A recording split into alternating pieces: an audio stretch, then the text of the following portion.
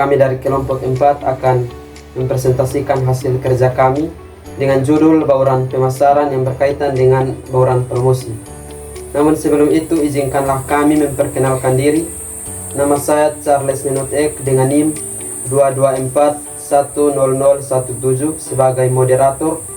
Nama saya Adel Gundis Romana Mayela dengan NIM 22410018. Nama saya Arci Undiana Selan dengan NIM 22410036. Saya Messi Agripa Napoleon Talan dengan NIM 22410254. Saya Sekondina Krisantimon dengan NIM 22410030. Saya Justina Priscilla Clau dengan NIM 22410019.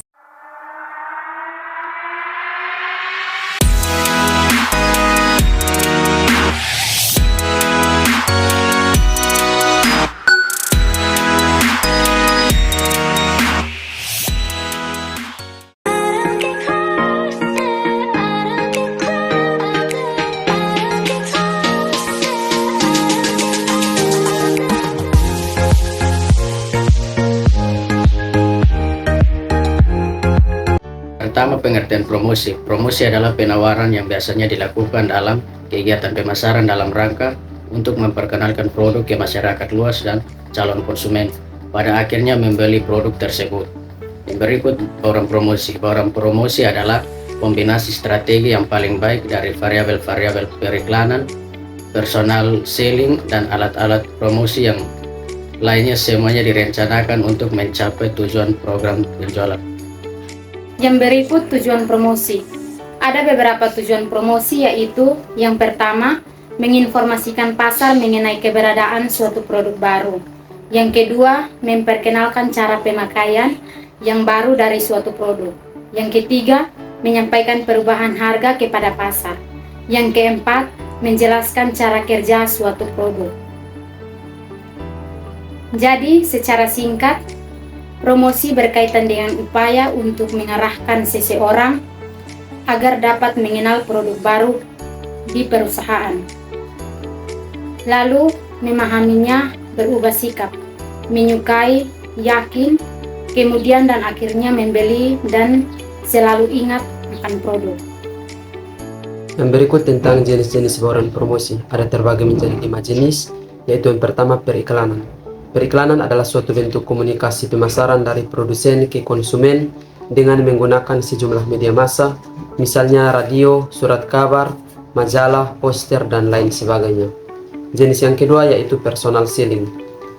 Personal selling adalah suatu bentuk komunikasi secara langsung atau tatap muka untuk memperkenalkan suatu produk dan membentuk pemahaman calon konsumen sehingga kemudian membeli dan mencoba produk tersebut.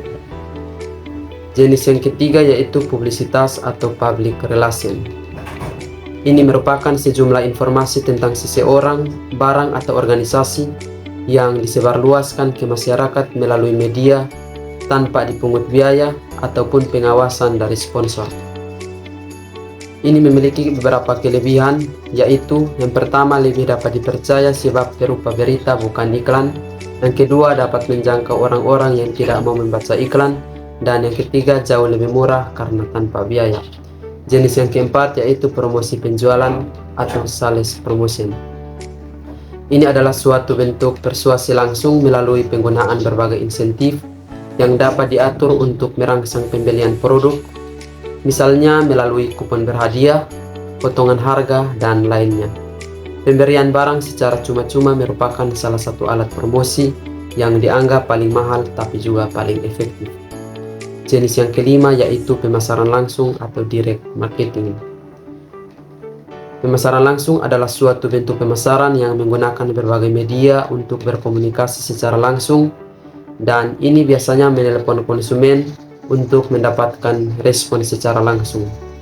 Contoh dari pemasaran direct atau pemasaran langsung ini adalah direct mail, telemarketing, dan saluran online berupa online channel.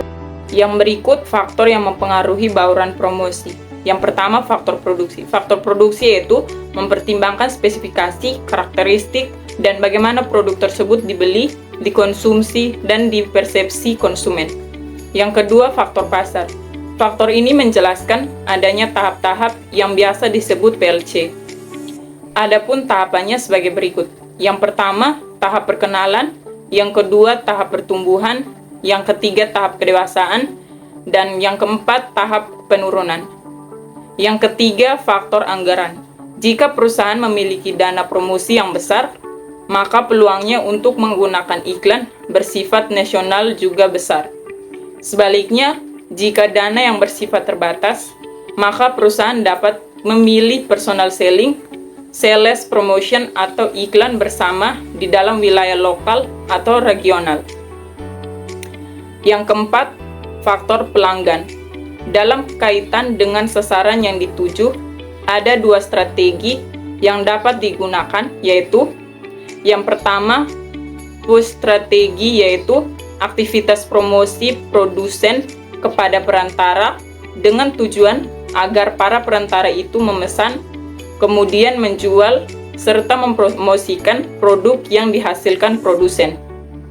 Yang kedua, pull strategi, yaitu aktivitas promosi produsen kepada konsumen akhir dengan tujuan agar mereka mencarinya pada perantara, kemudian memesan produk yang dicari konsumen kepada produsen. Yang kelima yaitu faktor bauran pemasaran. Harga yang tinggi sering dianggap pelanggan berkorelasi positif dengan kualitas yang juga tinggi. Dalam kasus demikian, maka penggunaan iklan lebih tepat untuk mengkomunikasikan kualitas dari produk-produk yang harganya mahal. Yang berikut, promosi konsumen. Promosi konsumen adalah suatu kegiatan pemasaran yang dirancang untuk merangsang pembelian. Perusahaan menggunakannya untuk mendapatkan pelanggan potensial atau membuat pelanggan saat ini puas. Promosi dapat dilakukan dengan cara yang pertama, menawarkan sampel. Untuk contoh promosi produk dalam bisnis makanan, sampel produk sama dengan tester. Biarkan pelanggan mencicipi produk atau mencobanya terlebih dahulu. Yang kedua, kupon. Kupon dianggap sebagai push promotion strategi dan pull promotion strategi. Hal tersebut disebabkan karena kupon dapat meningkatkan penjualan sebuah produk dan membuat konsumen ramai melakukan transaksi pembelian sebuah produk. Yang ketiga, diskon harga atau pemotongan harga. Diskon harga sebuah produk merupakan bagian dari promosi. Tentu saja untuk mengeluarkan sebuah produk itu sendiri dan meningkatkan pemasukan. Yang keempat, hadiah perlindungan atau garansi. Contoh promosi yang paling efektif adalah dengan langsung memberikan hadiah kepada konsumen ketika telah melakukan pembelian beberapa produk. Berikut tujuan dan hubungan komunikasi dengan hasil penjualan. Yang pertama, informasi dan promosi. Komunikasi dapat digunakan untuk mempengaruhi konsumen dan calon konsumen untuk membeli produk dengan menggunakan komunikasi massa.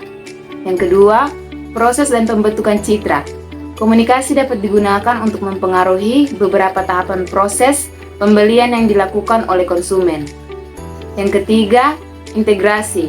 Komunikasi ini bisa digunakan secara efektif dan efisien agar konsumen mendapatkan gambaran uang jelas mengenai suatu produk.